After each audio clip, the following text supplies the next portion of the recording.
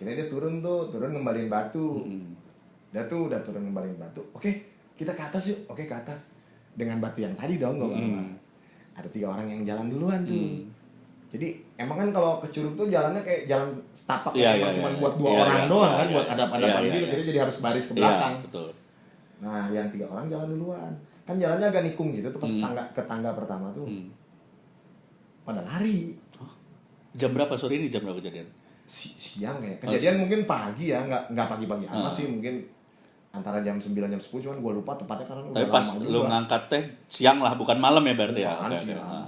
Lari ini balik lagi yang 3 orang duluan. 3 orang lari duluan. Kan yang 2 orang tadi yang nganterin batu juga di belakang yang 2 kan, di belakang yang 3 nih. Iya. Lari juga nih.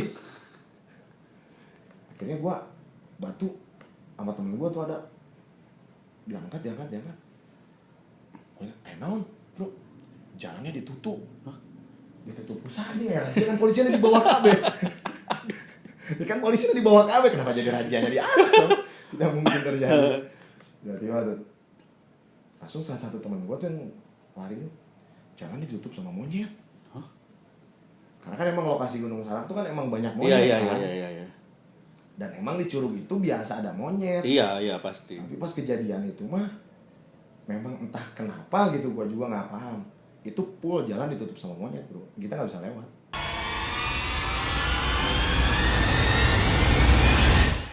Buat lo yang punya cerita atau pengalaman menyeramkan, silakan bagikan cerita lo di email renovenadi@gmail.com. Siapa tahu cerita lo akan gue bawakan di cerita horny episode yang akan datang, atau bahkan mungkin juga lo yang gue undang untuk cerita langsung ke semua penonton cerita horny. Kita lanjutkan cerita horny kali ini.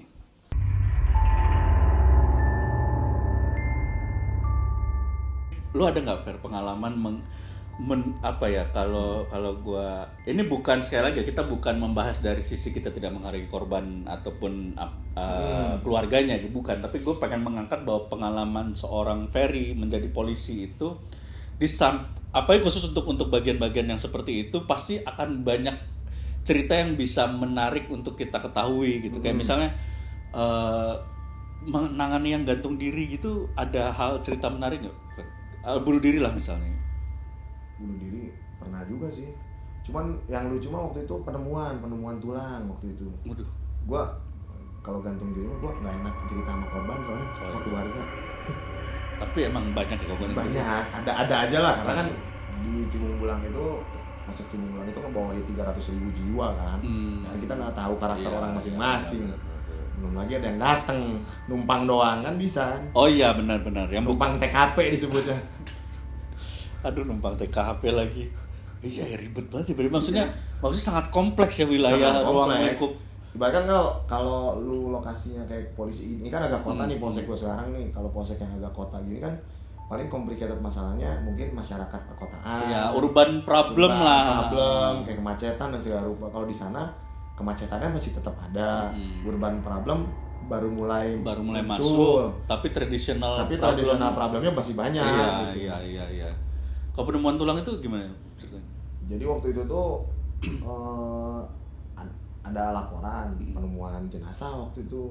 Pas penemuan jenazah, oke deh, kata gue, kita ke TKP. Waktu itu 2 mobil patroli ke sana. Kita ke desa dulu karena kan emang udah namanya udah jadi tulang, nyantai aja. Kepala desa nyuguhin makan biar isi tenaga dulu. Saya dari TKP ke kantor tuh 2,5 jam. TKP 2 jam lah kurang lebih ya. 2 jam tuh ke parkirannya doang. Belum lagi naik turun. Belum lagi turun lagi nih jalan kaki yang bisa 30-40 menit lah. Ini posisinya di gunung, maksudnya di sekitaran gunung juga. Oke. Kita turun ke bawah, ya nemu lah sampai pakai tali segala kan, kita sama tentara kan mau keramil karena mereka mah persiapan dulu kan. Turun sampai ke sana. Terus ngeliat udah bener-bener kayak lama gitu kan, tulang belulang lama. Jadi itu mah yang sisa bener-bener cuma tangan doang, bro. Pergelangan tangan sama kaki doang. Yang sisa maksudnya yang sisa tulangnya atau yang sisa masih ada daging? Masih ada dagingnya. Tapi utuh, maksudnya tulangnya, Kalau tulang utuh strukturnya. strukturnya bentuknya sama. Strukturnya utuh. Struktur utuh. Tinggal gini doang.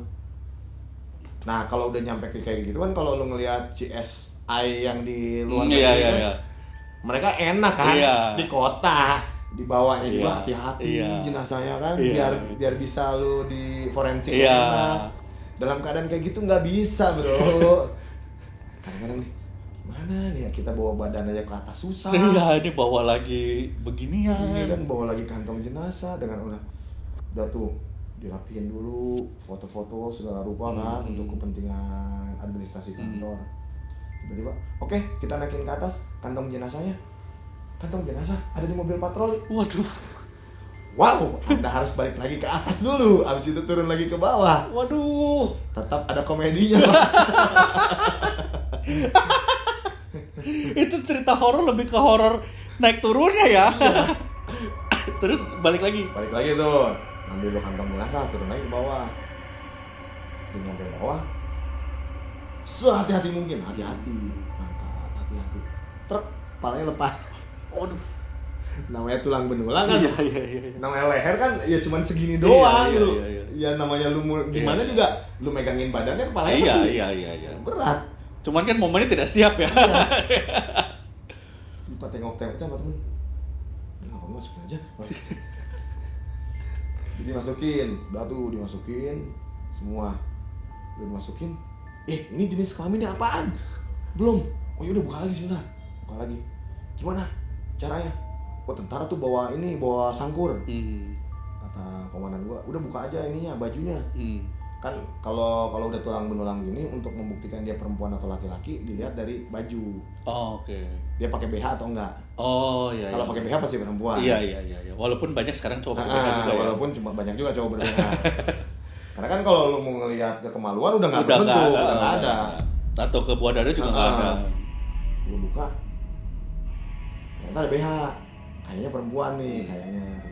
Jadi kita bawa ke atas untuk dievakuasi gitu. Udah pas dievakuasi ke atas mau dibawa ke rumah sakit. Pas dicek lagi, kok tangannya lupa satu. Anjir. Ini gimana nih? Enggak, ini tangannya emang ada dua enggak katanya. Ada dua kata dia di sono. Enggak nih, apakah ke bawah atau gimana nih? Jadi emang kadang-kadang, jadi kalau kuncinya, kalau dalam keadaan lu ke TKP kayak gitu kan lu capek banget. Iyalah, iya. Solusi untuk lu nggak capek, ya lu keketawaan. Iya. Ya Sama temen. iya, kayak ya dibawa seru gitu. Dibawa seru, karena kalau nggak dibawa seru lu nggak bakalan tambah jadi, stres dan tambah capek. stres. Bukan gue bisa bilang bukan tidak menghormati Bukan. kejadian ya, tapi memang itu cara untuk semakin bisa kuat, ada energi untuk mengungkap. Jadi itu tuh lokasi tuh kayak di bawah jurang banget. Kalau lu ngeliat ke atas tuh kayak tebing. Kemungkinan besar kan di atas tuh kan ada perkebunan kan. Bisa jadi nih karena faktor mungkin di perkebunan kan, entah dia jatuh, entah dia didorong, entah dia gimana lah, gua nggak ngerti kan. Tiba-tiba dia jatuh, mungkin lehernya juga emang udah patah dari pas yang mengakibatkan dia meninggalnya. Oke. Cuman kan yang berhak untuk mengambil kesimpulan kan forensik. Iya. Turun lagi. Udah turun lagi, dicek tuh. Dicek. Ada, bawa lagi. Karena warga tuh pada saat memang pertama kali menemukan, warga takut. Akhirnya sama warga kubur seadanya. Jadi ini tebing tuh, si tebingnya digituin. Mau dikubur ya? Untuk nutupin sebagian lah, biar nggak mungkin satu, supaya sambil nunggu polisi biar enggak dimakan sama hewan buas. Padahal ya sudah jelas dimakan ya, itu tinggal Kayaknya. tulang. Udah tinggal tulang doang juga berarti udah dimakan dong. Harusnya. Jadi kalau misalnya itu bentuk refleks manusia kayak menghargai atau apalah gitu. Karena memang ketidaktahuan juga kan. Bukan maksud untuk menghilangkan jejak-jejak di TKP pasti kan. Motivasinya pasti lebih ke memang karena refleks lah kayak wah ini harus kita paling nggak kuburin. Manusiawi lah ya. Iya. Dan tuh udah dibawa. Akhirnya kan kalau di sekarang tuh di aturan medis, maksudnya di rumah sakit gitu, jenazah tuh cuma seminggu atau 3 hari gitu. Kalau emang nggak ada keluarga, nggak ada alat bukti kejahatan, ya mau nggak mau tetap harus dimakamkan. Nah waktu itu tuh langsung karena emang nggak ada alat bukti yang memang mengarah ke tindak pidana, ya mungkin hanya penemuan medis sih kalau nggak salah gue ngobrol tuh cuman patah-patah karena kan dia kayaknya jatuh dari atas. iya. Cuman ya gitu pengalamannya jadi kadang ada serunya, ada lucunya, ada seremnya juga. Iya lah itu salah satu kejadian yang tidak bisa dilupakan ya pasti ya momen-momen kayak gitu. Kalau penemuan mayat tuh pasti gini, kalau untuk di polisi, kalau wilayah hukum yang Polsek Gua Lama tuh kan punya sungai gede, punya gunung, punya hutan, jadi potensinya tuh gede banget. Iya benar. Kalau untuk di sini kan perumahan, jadi kita ya emang potensinya kali pun ada tapi nggak terlalu besar kan, paling kecuali emang orang-orang bener-bener tenggelam. Betul. Pada saat emang kali lagi gede. Kalau di sono kan tiba-tiba ada aja sebulan sekali lah, 3 bulan sekali lah. Yang pasti ada orang tiba-tiba penemuan yang tenggelam lah. Apakah yang tenggelamnya emang nyari sendiri gitu, lagi berenang, lagi mancing. Tapi dan kalau di daerah yang agak pinggir gitu dengan luas demografi dengan keadaan demografi kayak gitu pun kalaupun ketemu jenazah pasti kondisinya sudah relatif tidak fresh ya. Ya, tidak fresh. Dengan kondisi berarti artinya kalau nggak fresh tuh kalau teman-teman mungkin masih belum tahu kalau jenazah itu begitu meninggal itu akan membengkak kan pasti dia beberapa hari gitu. Sempat ada kejadian juga kan gantung diri tuh. Keluarganya sempat penasaran. Jadi waktu itu tuh ketinggiannya tuh pohonnya sampai 20 meteran lah. 15-20 meter. Pohon ini, pohon apa namanya? Pohon pala kan menjulang ke atas kan. Ditambah kalau lu nggak perhatiin dari bawah dengan seksama nggak bakalan kelihatan bahwa kan lu banyak batang-batang. Iya. Nah ketahuannya itu kan sama yang orang yang mengambil pala ini ada jadi kayak banyak rambut dalam satu titik jatuh, itu banyak ada bekas kulit lah dan lalat di satu titik yang sama nih. Akhirnya kan keluarga mah curiga. Kalau kita pas datang ke TKP kan dari awal pun polisi mah udah mikir ya mana iya kan dibunuh, kemudian lu ditaikin ke atas nih kurang lebih 10-15 meter nih tingginya nih. Nah lu bawa badan aja susah nih ke atas nih ke pohon, apalagi bawa orang gitu. Mau dikerek juga kalau kasarnya itu kasus pembunuhan atau dibunuh duluan atau mau niat dikerek gitu. Ya lu di batang yang pertama aja kan. Iya. Nggak usah lu batang yang paling atas nih atau enggak yang tengah-tengah. Iya. Di situ akhirnya kan bingung tuh. Bingung, keluarga kekeh. Karena kan kasus gantung diri itu ada 2 pilihan biasanya. Di apa sih namanya? Di black tuh bahasanya. Di autopsi. Oh, di autopsi. Sorry. Di black. Di otopsi yang pertama, yang keduanya enggak di otopsi, dia hanya sebatas pemeriksaan luar. Pemeriksaan luar. Visum luar aja. Otopsi luar lah kasarnya. Oh udah nggak ada ini, terus keluarganya nerima. Karena kan kadang sebagian keluarga nggak mau menerima hasil keluarganya di blackin juga kan, di otopsi kan dibuka semua kan. Udahlah ini aja katanya namanya otopsi luar aja. Tapi kalau emang secara aturan mah mayat yang ditemukan oleh polisi adalah barang bukti dan ini adalah milik polisi, bukan milik keluarga. Setelah selesai baru dikembalikan ke keluarga. Ya tapi kadang-kadang karena manusia kan nggak mungkin ditaruh di polsek juga pak. Ya iya dong. Tapi juga mungkin itu karena kearifan lokal Indonesia ya bahwa saling masih menghargai sisi sosialnya gitu. Biasanya tuh cuman waktu itu kejadian keluarga tuh kekeh untuk diotopsi, akhirnya udahlah kita bawa ke rumah sakit. Nah kalau di Bogor itu ada dokter yang emang dokter forensiknya itu nggak mau dia mulai otopsi kalau si polisi belum datang. Oh, jadi ini ceritanya jenazah sudah dikembalikan ke keluarga, tapi keluarga meminta otopsi. Akhirnya kita dibawa ke rumah sakit kan.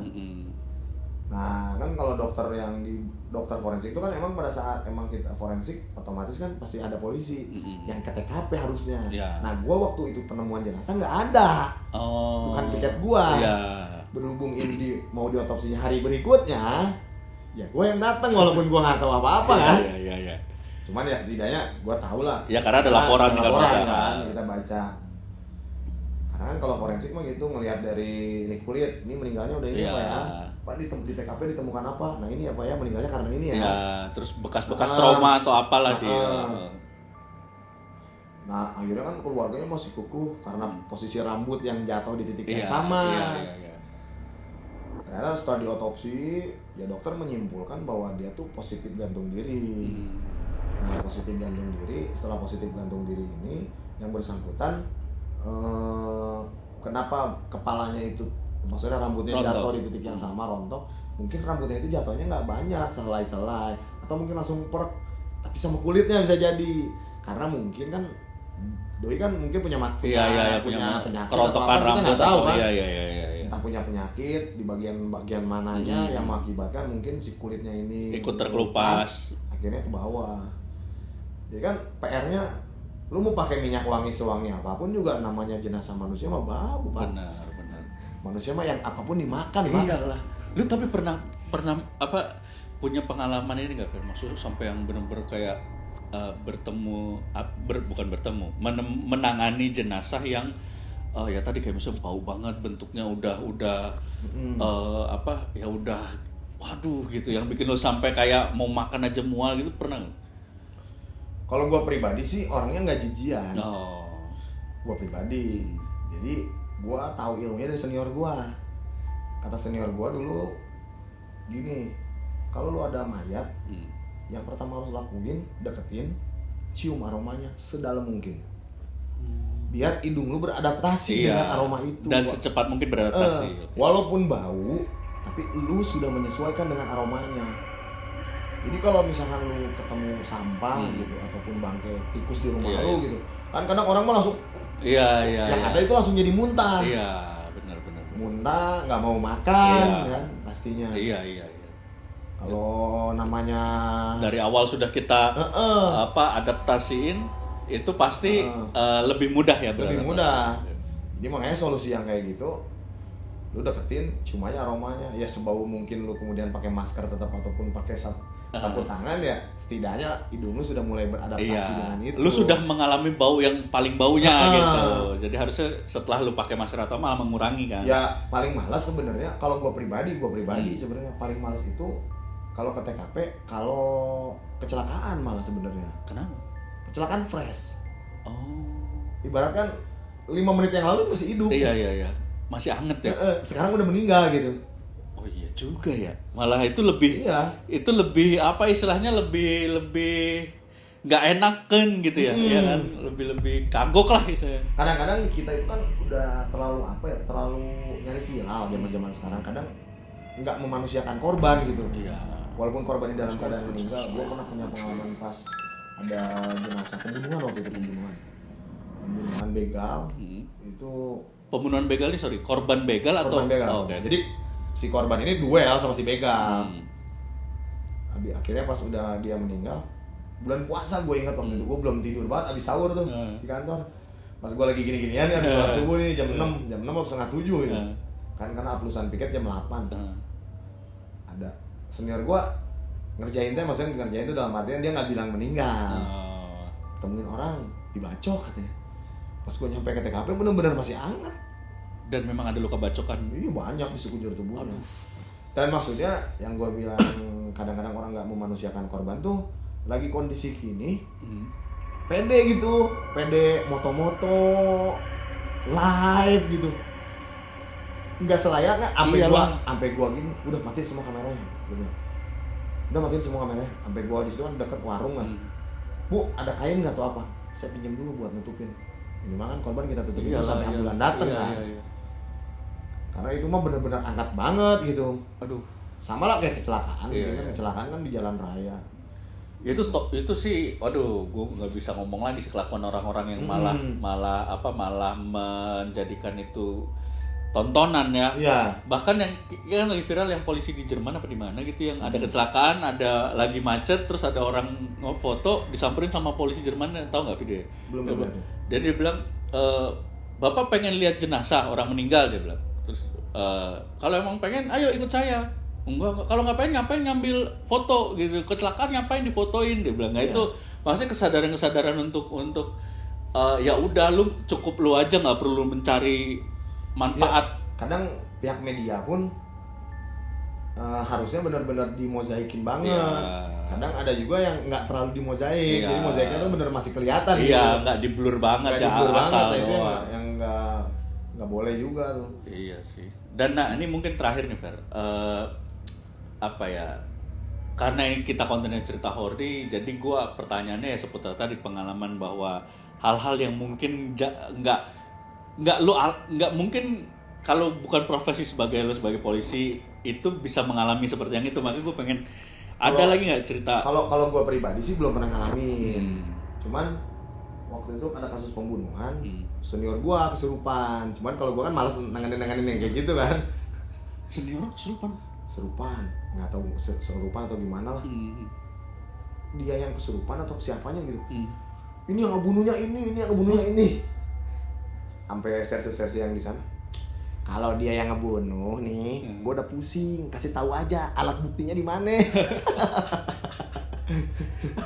Iya, karena jadi, susah juga kalau ngasih tahu doang. Kalau lu ngasih tahu nama doang, ya, kemudian lu nggak bisa ngebuktiin, lu malah jadi bunuh diri ke kita yang tangkap aja kan. Iya benar. Tapi itu pernah kejadian kayak. Pernah kejadian. Jadi waktu itu tuh kayak senior gue tuh kalau nggak salah pernah juga dia naik angkot. Bukan naik angkot sih, di tempatnya dia punya angkot. Dia mau balik, dia nggak bawa motor, ikut sama angkotnya. Nah si supir angkotnya baru jalan berapa meter udah kesurupan gitu. Dia datang ke kantor, supir gua gini. Ini kesurupan, ini pelakunya sih ini. Kata gua datang ngomongin pelaku. Ini orang-orang di sini aja udah pada meriksa saksi kagak ada alat bukti, arah ke tersangkanya. Tapi ada yang pernah ditelusurin dari kayak tadi misalnya info ditelusurin ternyata emang bener gitu. Pernah nggak nemuin? Ya kalau ditelusurin, cuman kayaknya kalau sampai ini mah nggak pernah juga sih, nggak pernah sampai ada yang membuktikan oh ini pelakunya gini gitu. Belum pernah ada kejadian kalau di gua, kalau secara gua pribadi. Cuman kan kalau dia curiga ke arah situ, ya wajar dah, kita juga dari awal kan sudah curiga. Tapi kan permasalahannya kan nggak bisa lo menangkap orang dengan curiga kan. Iya. Emang harus alat bukti lah. Ininya kalau masyarakat itu nggak boleh suujon. Iya. Kalau polisi harus suujon. Oh malah harus. Oh iya. Iya. Kalau polisi husnuzon nggak lucu dong. Tiba-tiba ada orang bawa TV tengah malam. Kita husnuzon. Mungkin dia mau servis. Enggak dong. Enggak mungkin dia nyari temen nobar. Enggak mungkin dong. Enggak mungkin dong. Iya. Jadi kalau polisi tetap harus suujon. Iya, benar. Dan memang ya tugas polisi menggunakan sudut pandang dan pola pikir di luar kebiasaan manusia karena lu melihat kejadian berdasarkan nyata di alat bukti gitu ya. Wah, gokil cerita Ferry ini. Intinya mah ada aja sih pengalaman lucu, kadang-kadang lucu, menarik. Kenapa emang kalau misalkan ke TKP harus dibuat keseruan sendiri di antara kita teman-teman? Karena emang kalau nggak gitu lu capek. Iya. Lu dapat apa nih? Dapat pahala doang. Maksudnya bukan pahala doang sih, pahala juga banyak. Iya. Tapi ya emang kalau lu nggak niatnya ikhlas, ya lu nggak bisa dapetin pahala juga kan. Iya. Makanya udah kita seru-seruan aja. Dan itu menjadikan itu energi bagi teman-teman tetap produktif melaksanakan tugas gitu ya, kurang lebih ya. Wah gokil lah, thank you banget lah. Jadi buat teman-teman kalau memang lu punya ketertarikan pengen bergabung di kepolisian, ini ada sedikit sekelumit cerita seru gitu. Yang... Lo kalau mau ngelihat beberapa gua ke TKP, ada videonya. Oh, ada di channel YouTube gua. Walaupun tidak bisa menghasilkan uang. Tidak apa-apa, pahala. Jadi itu pahala semua, yang nonton ribuan tapi pahala. Iya, channelnya apa, Mir? Detektif Ferry. Nanti gue kasih di description juga. Di situ ada beberapa TKP yang tadi gue jadi kejadian pertama yang penemuan tengkorak manusia di gunung. Terus ada gantung diri, ada juga yang pernah di kali. Itu dia. Silakan dari teman-teman langsung juga mampir ke channelnya Ferry di YouTube-nya Detektif Ferry. Kita tunggu mungkin ada cerita-cerita lain bisa lu ceritain lagi di episode berikutnya, Fer. Iya dong. Dan juga tetap semangat menjadi petugas kepolisian yang amanah. Amin. Yang amanah harus semangat. Iya, amanah, terus juga profesional, presisi. Apa aja? Itu presisi kepanjangannya. Enggak tahu. Presisi kepanjangan itu singkatan kan ya? Dan juga jangan lupa juga bahwa Ferry ini juga masih stand up. Jadi kalau lo kalau nggak pandemi mah ada aja lah. Ada aja jobnya. Jadi tetaplah menjadi petugas polisi yang amanah dan menghibur. Selalu dong. Iya. Karena kan menghibur salah satu filosofi gua. Biar kita dekat sama masyarakat. Wih, itu dia. Masuk melalui humor. Masuk melalui humor. Karena komedi itu sekasar apapun pada saat bisa diterima itu akan termaafkan. Betul. Kasarnya. Asal lucu. Kalau udah gak lucu, menyinggung ya udah nanti lu kena pasal. Fer, thank you banget ya Fer. Nun pisan. Terima kasih teman-teman yang udah nonton cerita horny episode kali ini. Kita ketemu lagi cerita horny berikutnya. Dadah.